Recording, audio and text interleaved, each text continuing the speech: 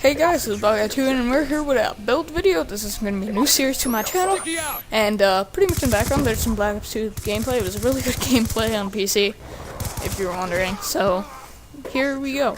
The first part is going to be the Intel i5-4670K. It's a Haswell CPU clocked at 30.4 GHz. It is a EVGA 1150 socket, and yeah, pretty much it's a very good Intel CPU. Pretty much it's an i5. Most i5s are very good when they're overclocked too.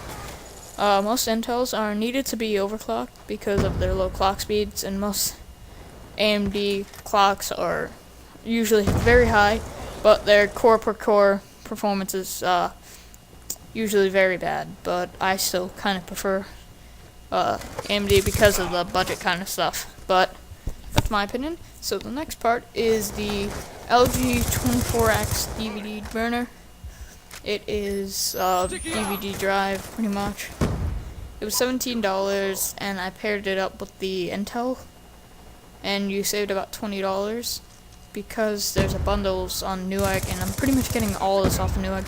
You may be able to get all these parts way cheaper from other stores, secondhand stores, or whatever, wherever you get your stuff. I know UK usually have higher, like most European places have higher prices for things. I know Australia has extreme prices for builds. So, yeah, you might want to edit it around or something. Whatever you can do. So the next part we're going to do is the motherboard. It is the Asus H87M-Pro. It's the same socket, LG 1150, and it's still very good motherboard for the price.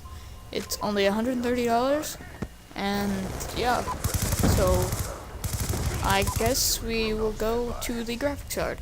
This is the EVGA GTX 660 Ti. This is the FTW version, and you guys probably are wondering, why would you put a 660 Ti even though the 760 Ti is coming out in August? It's because the 760 is still not as powerful as the 670, and the 670 is about $300 still. But the 660 Ti, if you pair it in SLI, this is also an SLI build, by the way. If you put that in SLI, it has and you overclock a small amount, I don't remember if you need overclock or not, you can get really good performance of a 680 out of those two things. It's actually very nice, because 680 is actually very good. But it's pretty expensive still, even though 780 came out. So, yeah. The next part in our build, we have the RAM. It is G-Skill Sniper Series, 8GB, 2 4GB sticks. It is DDR3, clocked at 1866. It's RAM, it's 1866, very fast. It's only $76. That's actually pretty cheap for RAM right now. There's a lot of RAMs like $80. It's freaking scary. So, the next part we got is the Corsair H series power supply. It's 750 watt. Very good. It's 80 plus gold certified. It's modular. Modular doesn't really matter, but it does help out sometimes with airflow and stuff. And what else? It's pretty much a power supply. It's fine. It has upgradability for overclockers.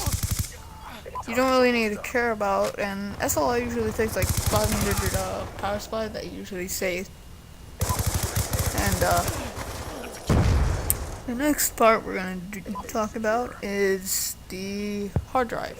We're getting the Western Digital Blue. It is 500GB. It's the hard drive.